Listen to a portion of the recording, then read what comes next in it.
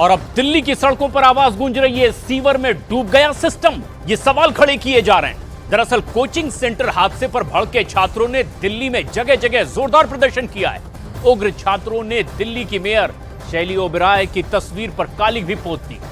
दिल्ली के ओल्ड राजेंद्र नगर के coaching centre के बेसमेंट में हुए दर्दनाक हादसे के वीडियो भी सामने आए और इसमें भयानक हादसे के वक्त मौत के तहखाने में रूह कपा देने वाले दृश्य भी दिखाई दिए। हमारी स्पेशल रिपोर्ट में देखिए, दिल्ली में आखिर कितने डेथ चैंबर।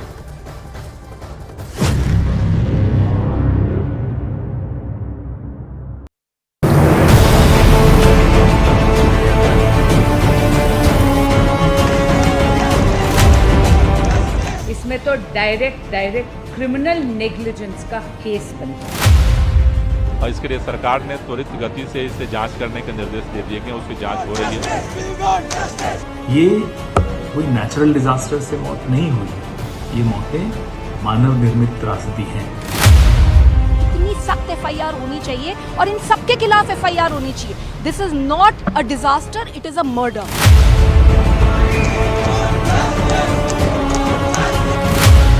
दिल्ली के कितने कोचिंग सेंटर में मौत का तहखाना।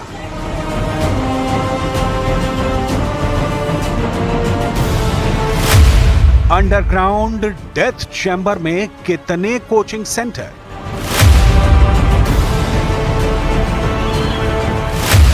यूपीएससी की अवैध फैक्ट्रियों पर कब लगेगा ताला।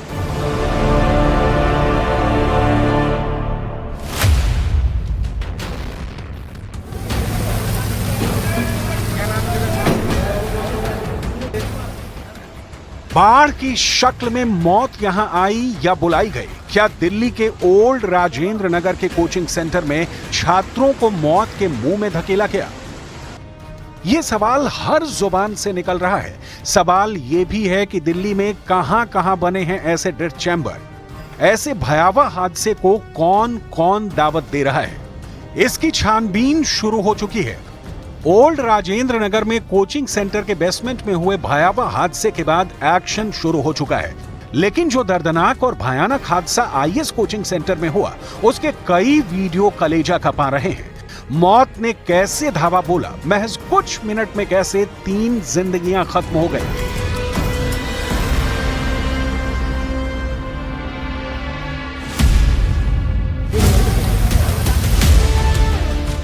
क्यों कुछ मीटर की दूरी नौजवान छात्र नहीं लांघ पाए।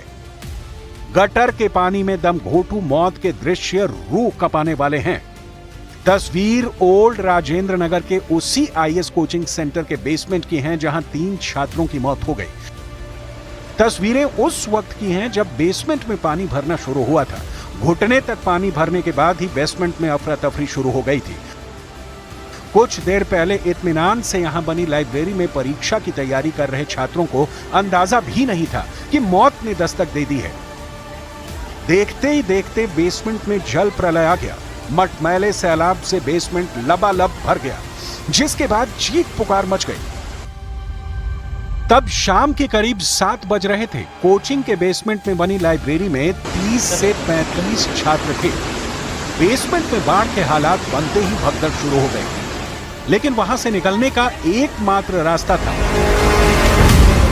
ऊपर से गंदे और मटमैले पानी के चलते कुछ दिखाई भी नहीं दे रहा था, जिससे छात्र एक एक कर बेसमेंट से बाहर निकलने की कोशिश करते रहे। इसी बीच दिल्ली अग्निशमन विभाग को जल भराव की जानकारी मिली। फोन कॉल पर मिली सूचना के बाद रेस्क्यू टीम एक्शन में आई। पुलिस और रेस्क्यू टीम ने युद्ध स्तर पर ऑपरेशन शुरू किया, लेकिन तब तक देर हो चुकी थी। जब तक बेसमेंट से 14 छात्रों को निकाला जा सका, पानी 12 फीट ऊंचे बेसमेंट की छत को छूने लगा था। हादसे का ये दूसरा वीडियो देखिए। हृदयेश चौहान नाम के चश्मदीद ने यह वीडियो शेयर कर दावा किया कि हादसे के वक्त वो भी बेसमेंट में फंसा था।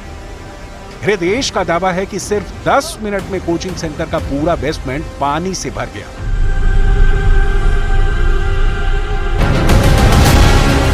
जिस जगह बेसमेंट की लाइब्रेरी बनाई गई थी, वहां आने जाने का एक ही रास्ता है। पूरा कोचिंग सेंटर करीब 400 गज में बना हुआ है। बेसमेंट में फंसे स्टूडेंट्स को बाहर निकालने के लिए पहले रस्सियों का इस्तेमाल किया गया। बाद में एनडीआरएफ के गोताखोरों ने रेस्क्यू शुरू किया। एनडीआरएफ, स्थानीय पुलिस और अग्निशमन विभाग की ओर से चलाए जा रहे बचाव अभियान में 14 छात्र बचाए गए, लेकिन 2 छात्राओं और 1 छात्र की जान नहीं बचाई जा सकी।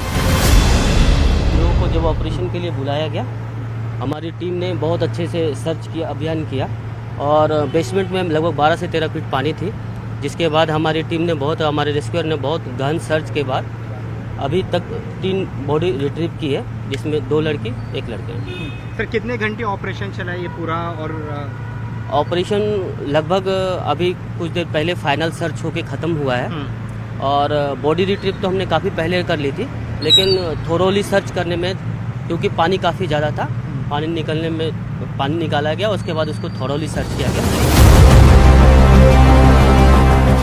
कोचिंग सेंटर के बेसमेंट में जलभराव में जान गंवाने वाले तीनों स्टूडेंट अलग अलग राज्यों से दिल्ली आकर आईएएस की तैयारी कर रहे थे। उनके बारे में पता चला कि तान्या सोनी की उम्र 25 साल थी, श्रेया यादव की उम्र 25 साल और नवीन डाल्विन की उम्र 28 साल थी। जो भी घटना हुई है ये बहुत दुखद घटना है।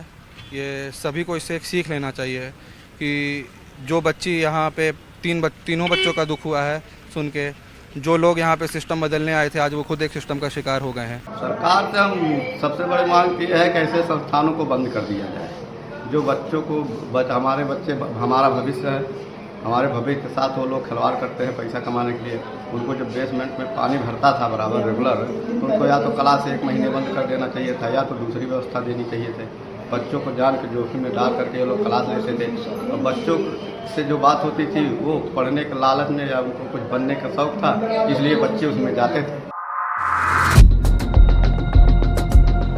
दर्दनाक हादसे के बाद पता चला कि कोचिंग सेंटर के नाम पर घनघोर लापरवाही बरती गई।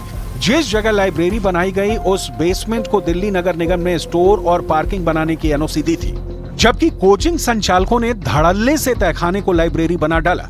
हादसे के बाद कोचिंग संचालक अभिषेक गुप्ता के साथ कोऑर्डिनेटर देशपाल सिंह को गिरफ्तार कर लिया गया है। डीसीपी सेंट्रल हर्षवर्धन के मुताबिक इस हादसे में क्रिमिनल केस दर्ज किया गया है और कुछ लोगों को हिरासत में लेकर पूछताछ भी की जा रही है।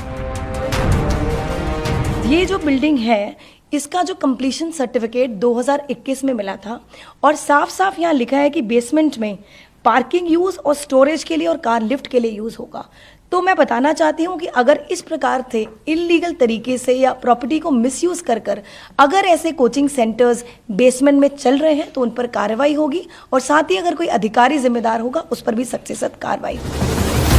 ये कोचिंग सेंटर हादसे की एफआईआर है जिसमें साफ साफ लिखा है कि बेसमेंट में लाइब्रेरी चलाने के कागजात मांगने पर कोचिंग मालिक पेपर नहीं दे पाए। एफआईआर में लिखा है कि कोचिंग मालिक ने बेसमेंट में ड्रेनेज सिस्टम न होने की बात कबूल की है।